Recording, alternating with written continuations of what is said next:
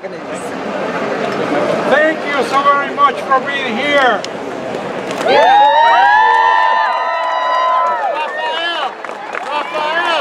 Rafael, I'll tell you, with the power of we the people, we will see Ted Cruz as the next President of the United States of America.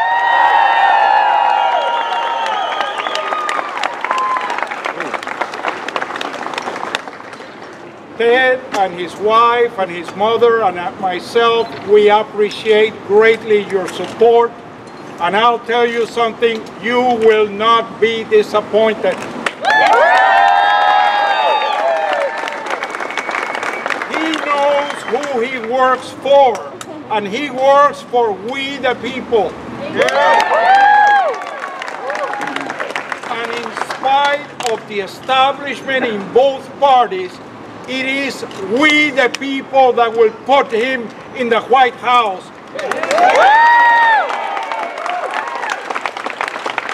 So that men and women across America, working men and women across America, will have a voice in Washington, D.C.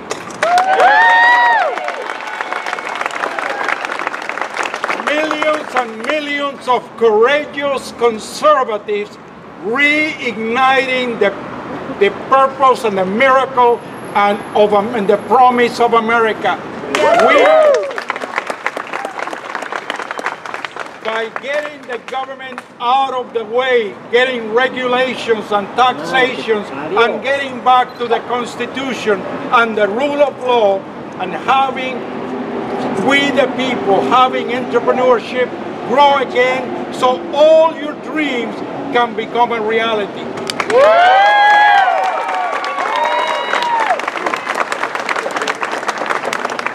What Ted Cruz will represent in Washington is less government.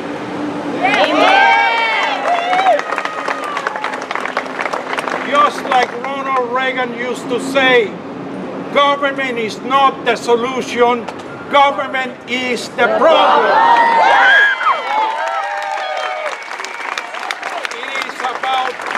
That we have someone in Washington that represents America. Not represents the interests of the powers that be, but we the people. So that you finally have a voice, so that you finally have a seat at the table, and we can have our children and our grandchildren inherit the greatest country in the world and inherit greater opportunities than you and I have had.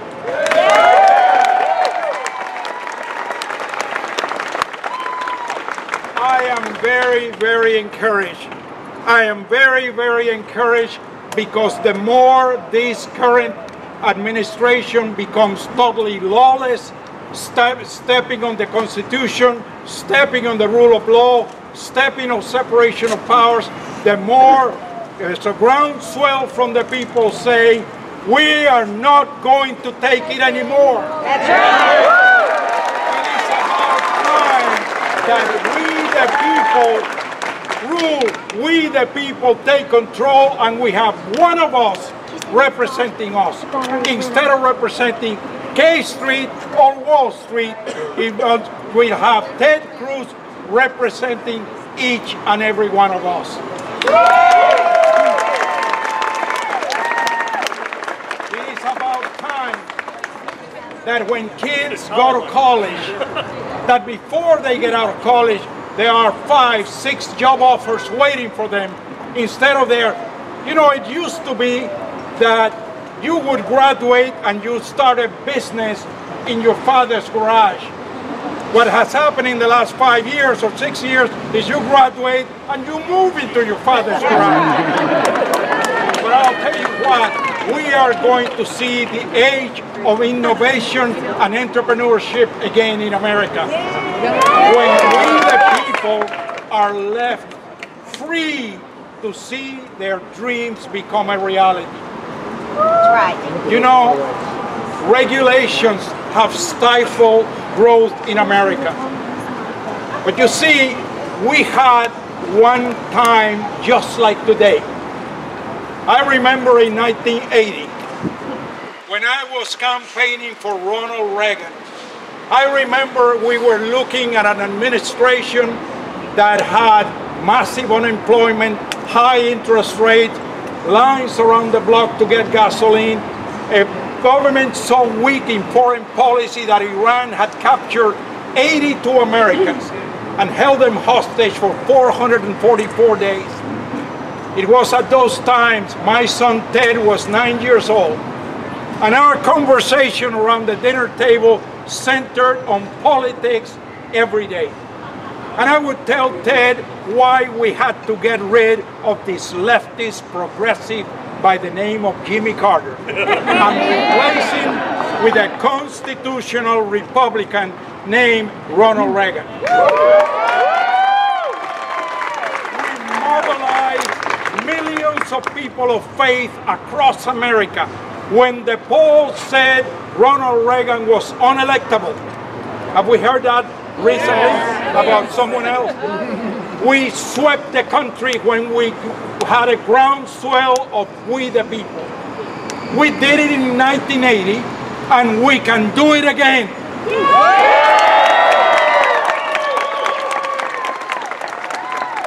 And we have an advantage today. In 1980, there was no Facebook, there was no internet, there was no Twitter, there were no blogs, there was no conservative radio, practically.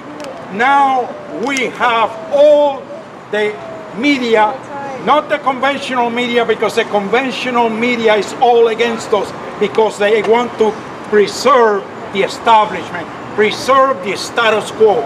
But we have social media.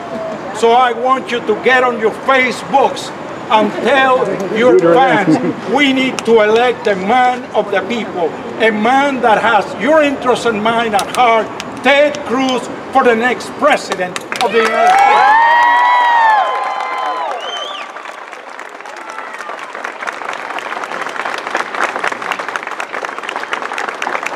And let me tell you, you will hear the media telling you, oh, Ted Cruz has no experience. Let me tell you, Ted Cruz began studying the Constitution when he entered high school. He not only studied the Constitution, he memorized the Constitution.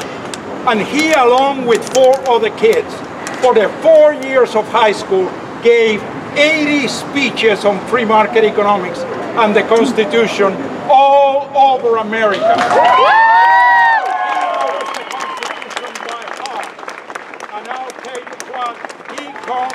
To restore the rule of law,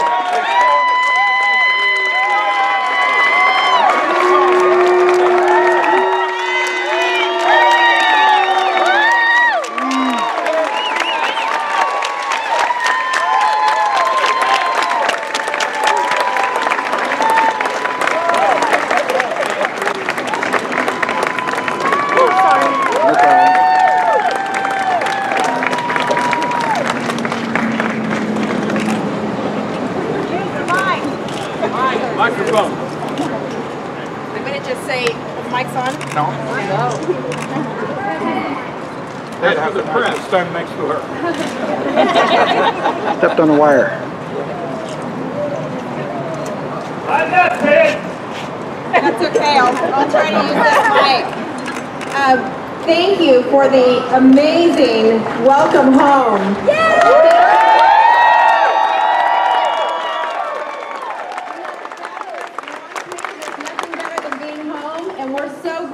For your commitment, your time, and your treasure to taking on this great cause, what is really a movement that is not about us, it's about changing our country. There's nothing that makes me prouder than to join forces with all of you in this incredible team. And I'll tell you, being on the road last week with Ted, I was reminded, once again, as I have been so many times over the last 15 years, just how good this guy is.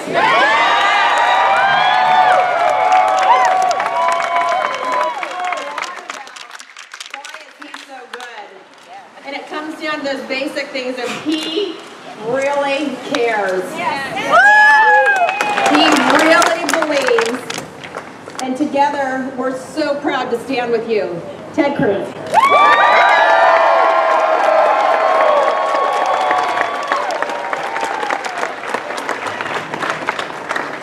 God bless Texas.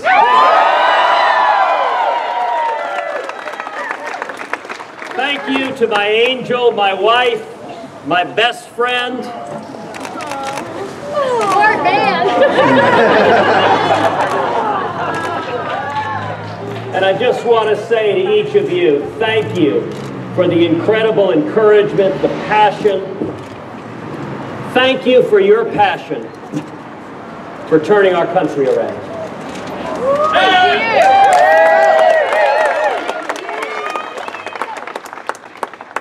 you. 4.5 years ago, when we launched a campaign for United States Senate, nobody thought it was possible.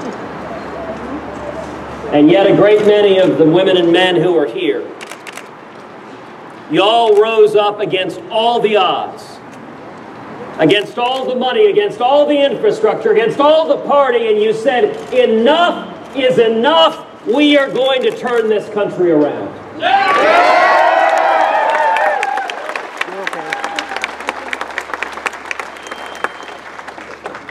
I am immensely grateful to all of the friends here, all of the men and women across this state, the Republican women,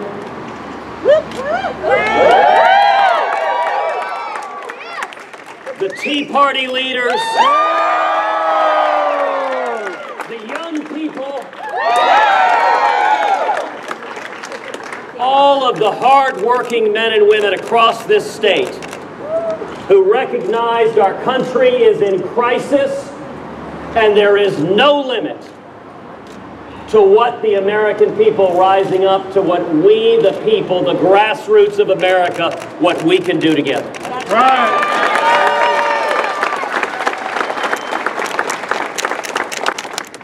Each of you, you inspire me. No, you inspire us.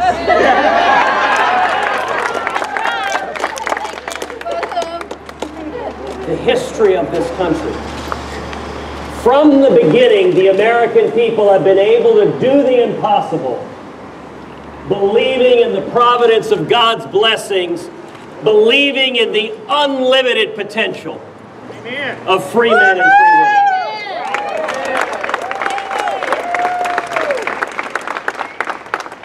Just 1 week ago,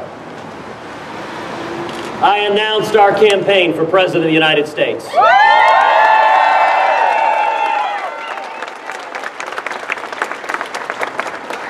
Now, the fact that y'all are here suggests to me that perhaps you don't read the New York Times. Because the New York Times said, we cannot win because apparently I am out of favor with the Washington elites.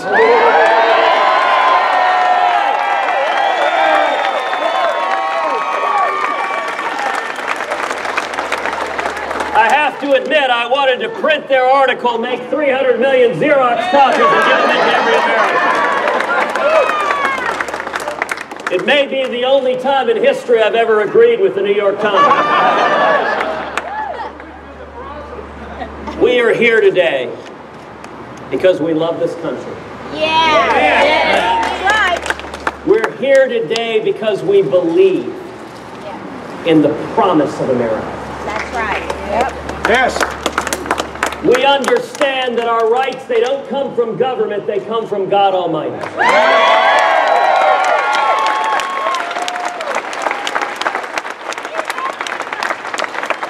And we are here standing on some very simple common sense propositions. Live within your means. Stop bankrupting our kids and grandkids.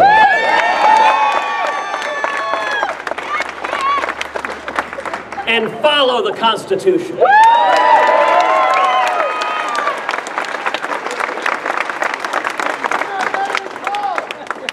These are principles that unite us. They are principles that bring us together from every walk of life.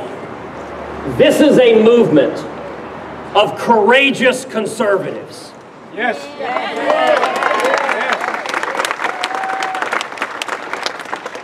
If we wait on Washington to turn this country around, it ain't gonna happen. Washington is not listening. It's the problem. It is the problem. But I'll tell you, when I announced this campaign at Liberty University, that day was the 240th anniversary of a young lawyer named Patrick Henry standing up saying, "Give me liberty or give me death."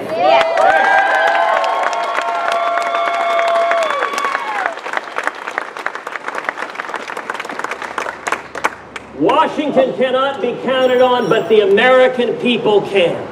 Yes. And all over this country, men and women, they're looking around and they're saying the path we're on doesn't make any sense.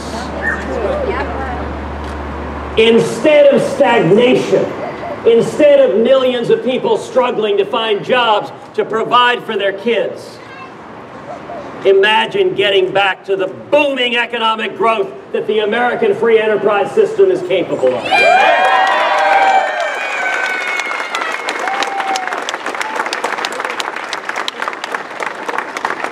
Instead of crushing taxes and regulations coming from Washington, imagine a simple flat tax.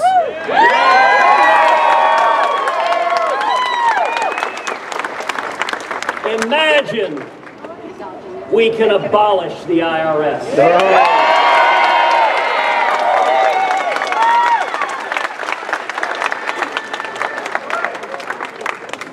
Instead of millions of people forced out of work, forced part-time, losing their health care, imagine in 2017 repealing every word of Obamacare.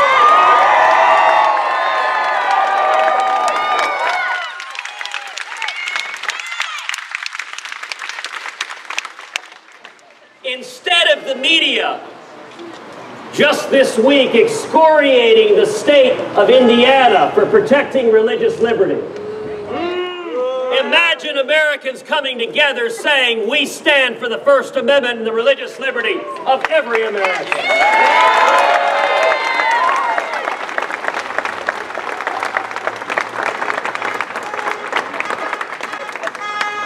Instead of a federal government coming after our Second Amendment rights and trying to ban our ammunition, imagine a federal government that stands for the right to keep and bear arms of every law-abiding citizen.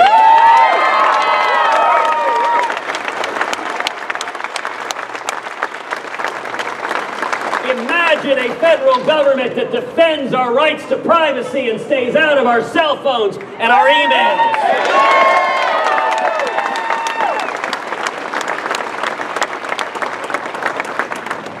Imagine repealing every word of Common Core.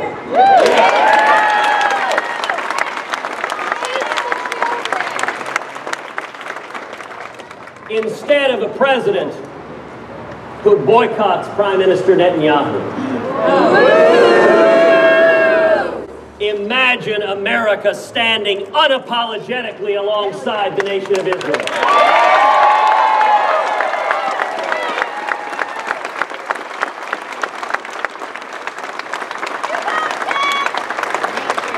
Imagine a commander-in-chief who stands up and says, we will defeat radical Islamic terrorism. And we will call it by its name.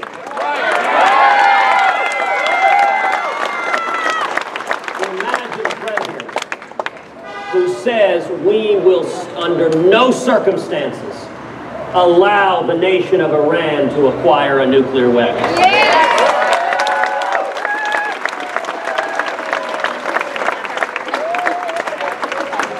In Washington, D.C., These are viewed as radical and extreme concepts. That we would limit government, that we would unchain small businesses, that we would have opportunity, that we would follow the Bill of Rights, that we would restore America's leadership in the world. Washington views every one of those as outmoded. But those are the values of the American people.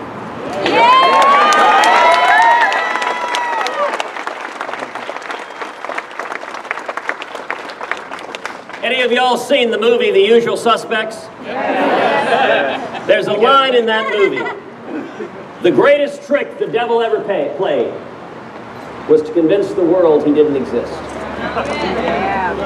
The greatest trick the left has ever played is to convince conservatives that America doesn't share our values. We are a center-right country. Yeah, we are. Built on Judeo-Christian values.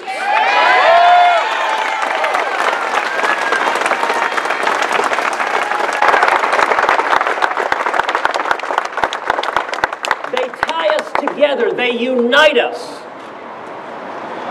Y'all were listening just a few minutes ago to my dad.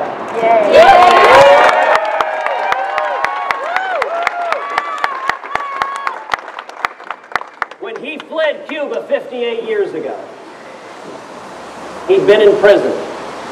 He'd been tortured. He'd been beaten. When he came to America as a teenager, not speaking English, he was filled with one thing, and that was hope for a better life, hope for the American dream.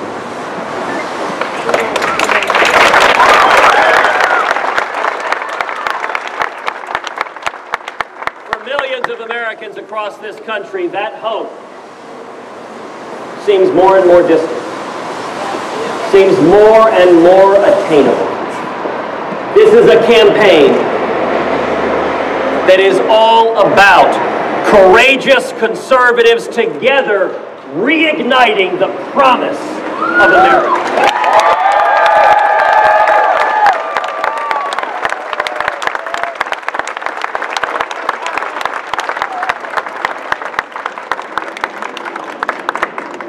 I am inspired by the passion of each and every one of you to bring a new dawn of liberty in America, to renew the Constitution. And I am convinced, as dark and dire as things may seem, that America's best days are ahead.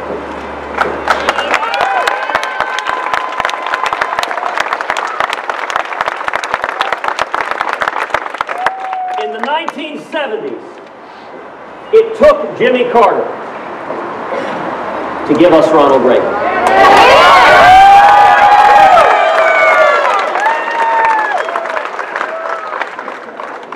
And the most long-lasting legacy of President Barack Obama is going to be a new generation of courageous conservatives rising up to pull this country back.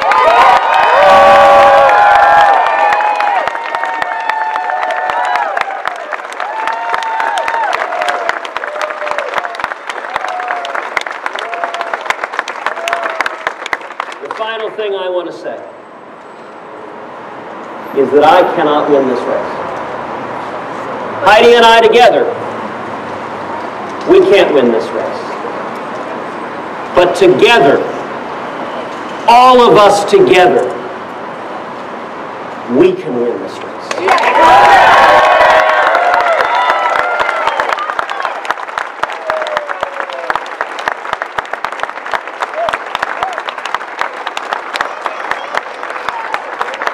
Just like the Senate race, there's going to be all of the power of Washington, of career politicians in both parties arrayed on the other side.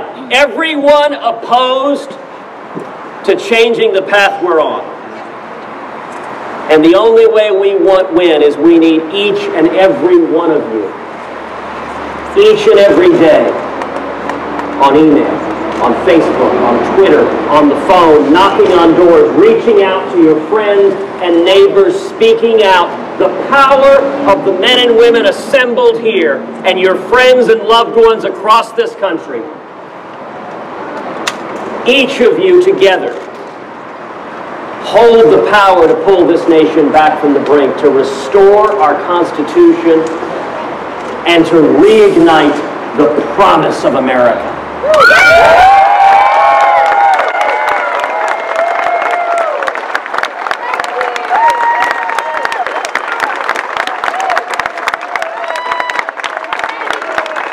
And I am honored and humbled to be in this fight with you, as together we will restore that shining city on a hill.